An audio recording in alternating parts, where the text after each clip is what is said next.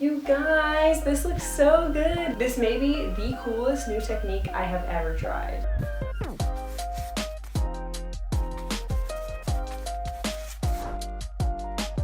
Hey guys, and welcome to today's episode of Not Your Everyday Wall. Not to be too cheesy, but this wall is definitely not your everyday wall, and dare I say that it may be one of my favorite tutorials I've ever done. So this is an extra exciting episode for me and hopefully for you guys as well. We're doing a watercolor inspired wall. So we're taking this plain white wall and then a little sneak preview of the watercolor look it's gonna have, and then we're gonna be stenciling over that to add a lot more fun and dimension to it. So definitely stick around if you want to see how we create this really unique look. We're going to be using this really pretty light blue color, and the watercolor technique we're doing, it creates this kind of cloud-like look, so we're really leaning into that with this light blue shade. Now it's time to start painting. You're going to want to paint a random shape with your base color, and I would recommend painting a small area. This will create a lot more versatility at the end. Let the paint set for a few minutes, and then you can grab a spray bottle filled with water and a rag. I'm spraying the area I just painted and then going in with the rag and kind of moving the paint around, and I'm applying different amounts of pressure in different areas to add more variety to how the paint is spread around. You can even spread some of the paint onto the unpainted white areas for a really light cloud-like look. Next, I'm going in and painting another section, and I'm doing it around the area we just painted, so we're adding on to our first shape, and then you just repeat the process of spraying the area and wiping it with the rag. I'm painting two different sections at once, so one area can set while I'm painting another area, and I would recommend just adding as much or as little variety as you'd like depending on how complex and busy you want your wall to be, and you can do this by applying different amounts of paint, water, and pressure in different areas with the rag.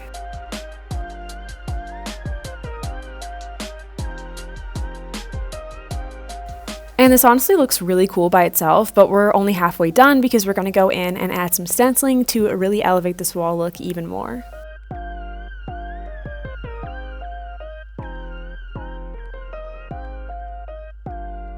So now that we finished with our base color, it is time to get stenciling. And initially I had planned to use this flower stencil, and I was going to do white flowers throughout this wall. The background is really gorgeous and I absolutely love it, but it is a bit busier than I expected in the best way possible. And because this flower stencil is so detailed, I think it might be too busy on this background, and that just goes to show, especially when you're trying new techniques, you never know how they're going to turn out. And so I actually think I'm going to do little stars throughout this whole wall. Since it has this very cloud feel, I think going with stars will fit that sky and cloud vibe. So this is your PSA to take care of your stencils. If you've bought stencils over time for different projects, always save them. They should last you a lifetime if you clean them and care for them and store them well, because you never know when your project idea might pivot and you might be able to pull out an old stencil to use for a new project. And here's the stencil I'm going to be using. I'm going to be painting the stars white so they fit in fairly subtly with the white and light blue wall we currently have going on. And then we're just going to stencil like normal, you know the drill. Secure your stencil, make sure you're working with a fairly dry brush, and you'll be good. I'm going to be filling in the stencil almost but not quite all the way for a more rustic looking star. Additionally, I'm doing a random star pattern, so I'm only filling in one star before moving my stencil to a new area and repeating the process. And I'm just doing that throughout the whole wall.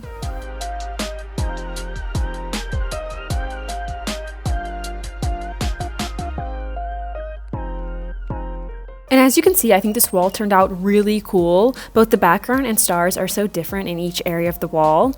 This section even looks like a shooting star. And I think this would look great as an accent wall in just about any room, but it would look especially adorable in a nursery or a kid's room. And the great thing about this watercolor technique is that it's so versatile and customizable. You could do a multicolored or even rainbow look by blending a bunch of different colors together. You can also experiment with overlaying different patterns that are individual, like the stars, or a full all-over pattern. The possibilities are truly endless. Alright guys, thanks so much for watching. I hope you guys enjoyed this wall look. I personally think it is absolutely stunning, but of course I might be a little bit biased. But definitely tune in next Tuesday for our next episode of Not Your Everyday Wall, and we actually post 5 days a week, Monday through Friday, with a different tutorial every single day. So check back tomorrow for our next video. Head to our website to check out more of our stencils, and don't forget to tag us on social media with your stencil art.